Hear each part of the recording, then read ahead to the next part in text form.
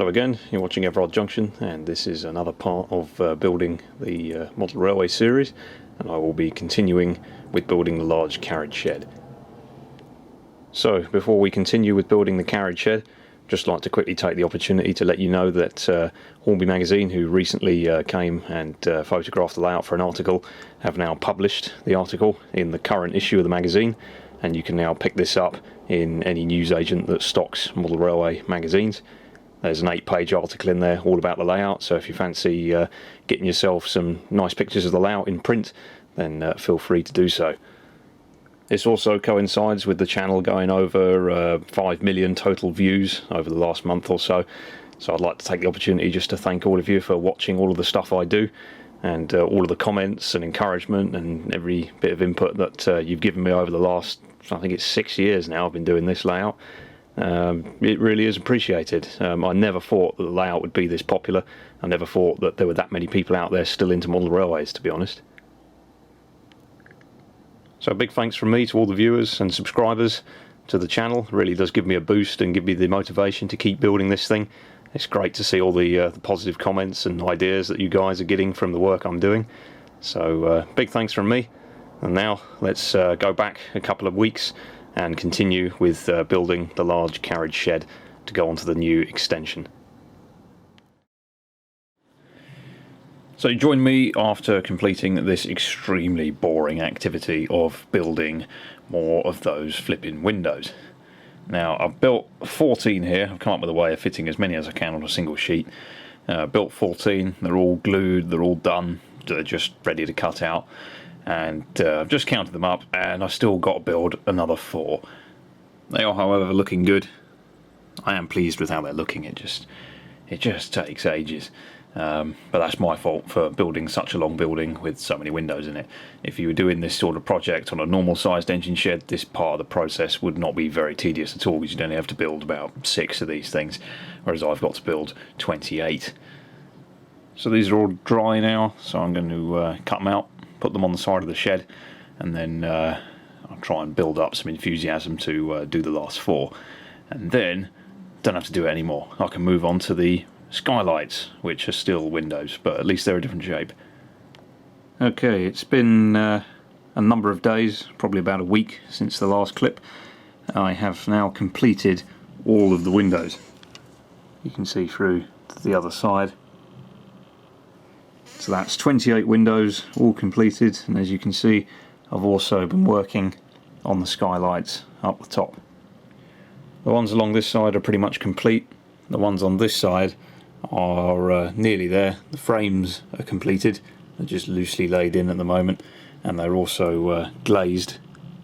All the clear glazing is in. I just need to add the ribs that I've done on this side to this side, and then once I've done that, all of the windows are finally finished.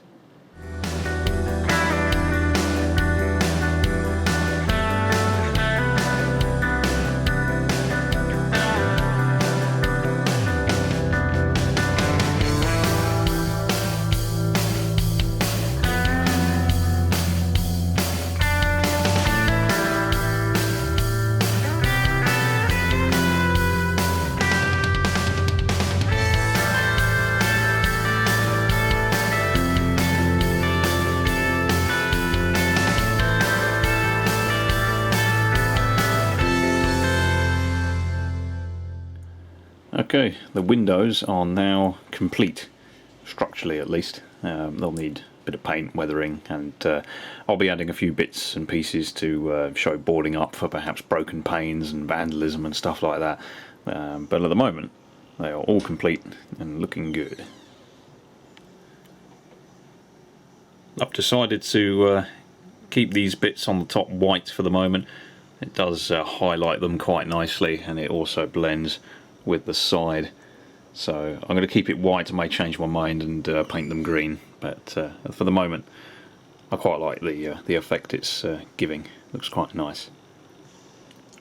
So next I'm going to be tidying up a couple of loose ends, and then I can actually move on to some of the actual fine detail of the shed. I can start looking at drainage, see if I can come up with a way of putting those ladders on, various other bits of detail. The catwalk along the roof I'm going to try and do. I think that'll look quite nice. So still loads to do, but the basic bulk of the building is done. Okay, I've flipped it over and started working on some of the smaller details. First thing I've been doing is the lighting and getting all of that installed. I'm quite happy with how it's turned out. It's nice and hidden, and it should produce quite a nice effect. So what I've got is these tiny little surface mount LEDs. These are a warm white variety, and I've used them in various other places on the layout, including the canopy lighting on the station. And instead of wiring them together, so that would have been a bit chunky and a bit obvious as you look through the shed, I've taken some Albion Alloys brass rod, some nice thin stuff, and I've basically soldered the LEDs to it in a big ladder, put it in the shed with super glue, and painted the rod grey just to try and hide it a little bit. It's nice and subtle. There's 26 of these LEDs in total, and they've got a lovely spread of light. They're not too directional, they really spread the light out quite well. So it'll be interesting to see what it looks like, because they are working.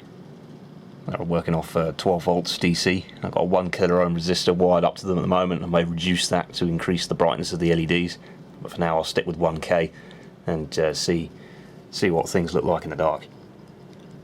I've just rigged it up to a power supply at the moment, just temporarily. You can see the chain there of the brass rod, and then I've just joined it here to connect to the other ladder. They're all wired in parallel, so if for whatever reason one of these was to fail, it would just fail on its own. The rest would stay working. And then what I'll probably do over here with the power supply is I'll extend this rod probably over into the corner of the shed and run it down there, something like that, through a tiny hole in the baseboard, and then I'll put a little connector or something on the bottom just so I can lift the shed off if I ever need to remove it from the scene. Okay, I've been playing with the lighting. I've halved the resistor in value, so it was a 1 kilo ohm resistor. I've now halved it to 470 ohms, which is close enough, and I think that's quite a good level of brightness. Don't want it any brighter than that, certainly. Then you can see all the LEDs running through the shed. Looks quite nice and realistic with them all in a row like that on both sides. And again, the wiring for them very subtle. And again, if you look through the skylights, you can see the LEDs in there.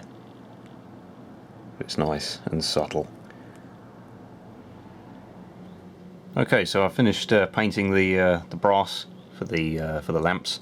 So next thing I'm going to do is just a bit of touch up and a bit of paint on the inside, particularly the inside of the roof. Paint that a nice neutral colour. It's just self-coloured plastic at the moment. So I'll paint that and then flip it back onto its base, and might take it up into the loft, might do a little bit more detailing.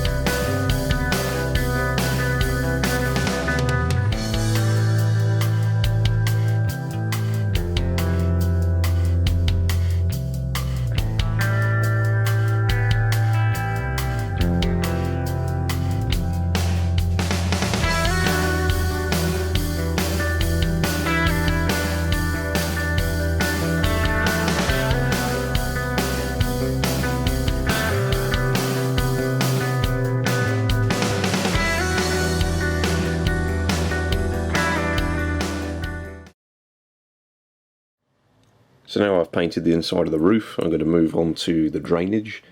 You can see I've got some bits and pieces here. I've got some solid bar from Albion Alloys, which will be the drain pipes, and then I've got some plastic evergreen stuff here, which will be the half pipe that runs along the top. So I've cut them into some equal lengths and then just put a little bit of a bend in the end of them by just sticking them in the vise. It's only brass, so it does bend nice and easy.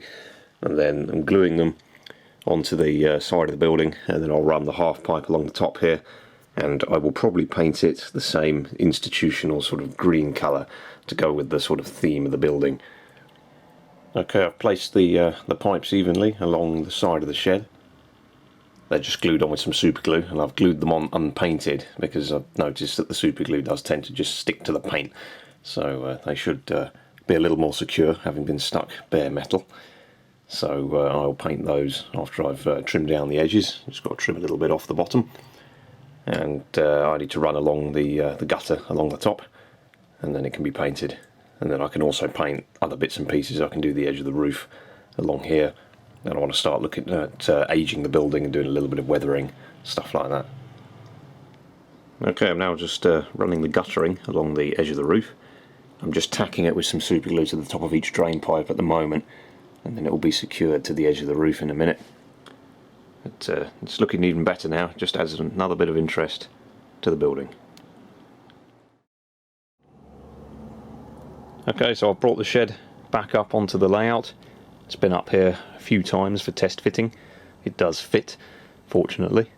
So it's getting to the point now where there's a lot of little bits of detail and stuff on the shed, and it's becoming rather fragile. It's difficult. It's such a large object. It's difficult to keep moving it around and doing stuff with it on the little bench I have downstairs. So I've brought it up onto the layout, and this is where it will stay. And I will continue detailing, painting and adding to it in this position.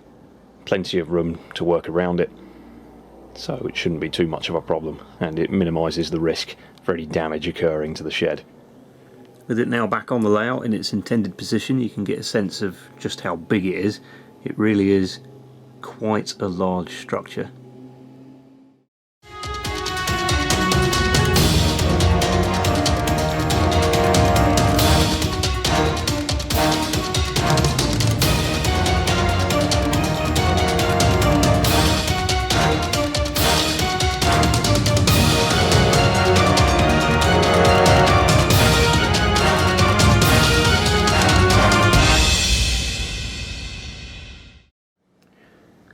I've stuck another end piece on the rear end of the shed, and now it's in situ. I can get some measurements and stuff, and I'm going to put some brick up along here on both sides.